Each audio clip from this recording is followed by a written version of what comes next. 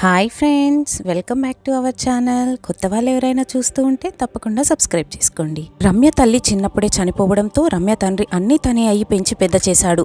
రమ్య ఏకైక కూతురు అవడంతో తనను అల్లారు ముద్దుగా పెంచుకున్నాడు. రమ్య పెరిగి పెద్దయింది, పెళ్ళిడుకు వచ్చింది. దాంతో ఒకరోజు రమ్య ప్రేమ వివాహం చేసుకుని తన తండ్రి దగ్గరికి తన భర్తతో పాటు వచ్చింది. వారిద్దరిని చూసి ఆ తండ్రి చాలా ఆశ్చర్యపోయాడు.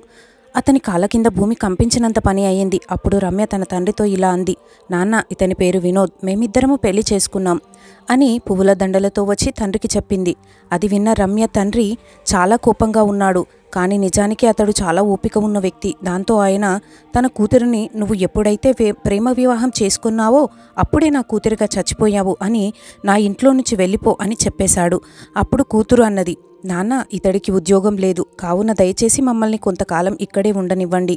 అతడికి ఏదైనా ఉద్యోగం దొరికిన తర్వాత మేము ఇక్కడి నుండి వెళ్ళిపోతాం అని అన్నది. దానికి తండ్రి ససేమిరా ఒప్పుకోలేదు. దాంతో వాళ్ళు అక్కడి నుండి వెళ్ళిపోయారు.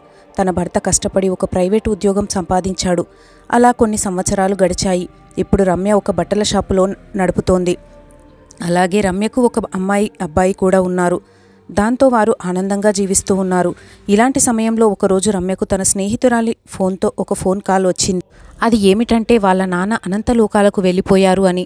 ఆ వార్త విన్న రమ్య కొంత సమయం బాధపడింది. ఎందుకంటే చిన్నప్పటి నుంచి తన తల్లి లేకపోయినా తనని గారాబంగా పెంచాడు.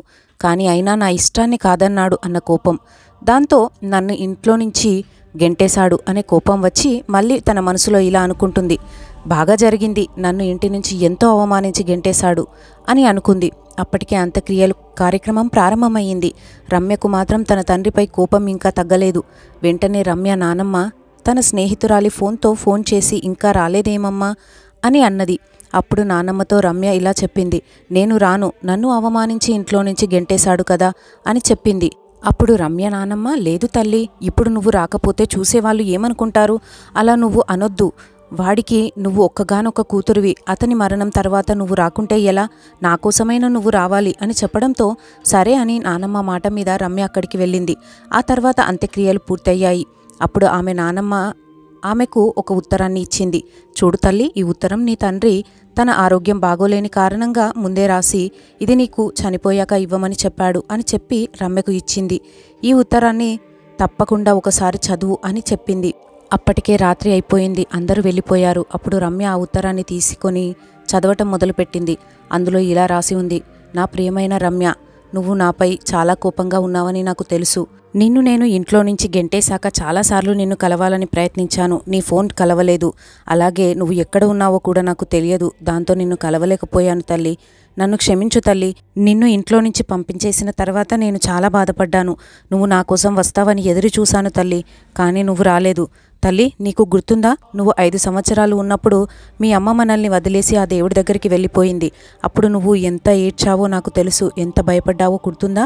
ఇంకా నువ్వు స్కూల్కి వెళ్ళను అని మారం చేసినప్పుడు నేను స్కూల్కి వచ్చి కిటికీ దగ్గర నిలబడి నిన్ను చూస్తూ ఉండేవాడిని రోజంతా.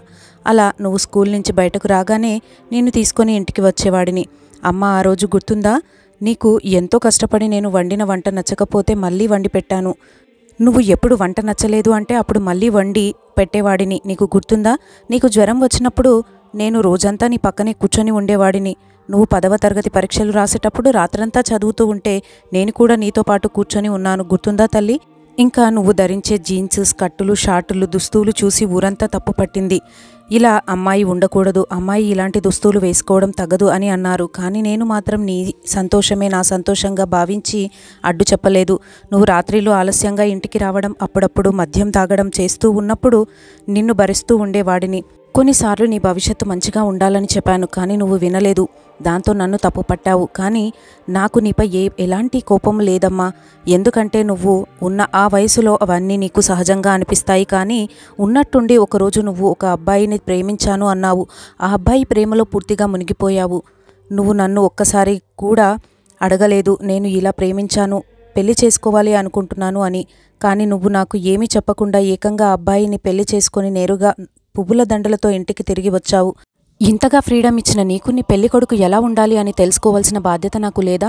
నువ్వు పెళ్లి చేసుకున్నాక ఆ అబ్బాయి గురించి తెలుసుకున్నాను. అతడు అనేక మంది అమ్మాయిలను మోసం చేసి వారి డబ్బును ఉపయోగించుకున్నాడు అని తెలిసింది. కానీ నువ్వు అప్పటికే ప్రేమలో మునిగిపోయి ఏకంగా అతడిని పెళ్లి చేసుకొని వచ్చావు.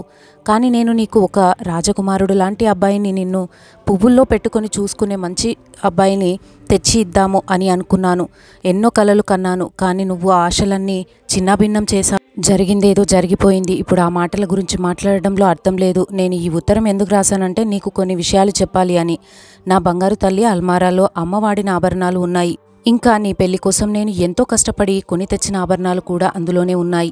ఇంకా ఆస్తుల పేపర్లు కూడా ఉన్నాయి. వాటిని తీసుకో. నేను నీకు శత్రువుని కాదు, మీ నాన్నని. నీ తల్లి మరణించిన తర్వాత ఎంతోమంది నన్ను రెండో పెళ్లి చేసుకోమన్నారు. కానీ నేను అసలు పెళ్లి చేసుకోలేదు. నిన్ను నేను ఒంటరిగానే పెంచాను.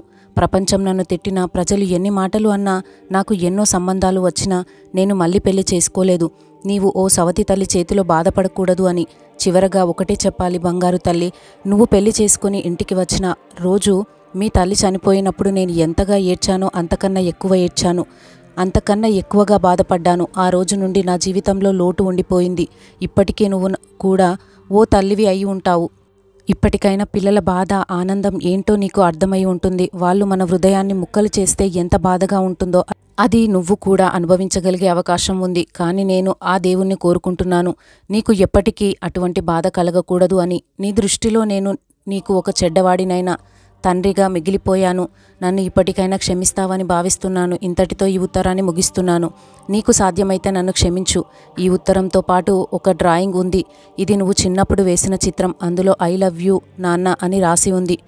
నువ్వు నాకు దూరమైనప్పటి నుంచి నేను అది చూస్తూ బ్రతికాను. ఉత్తరం ముగిసిన తర్వాత రమ్య కన్నీళ్లతో ఊపిరాడకుండా ఏడుస్తూనే ఉంది.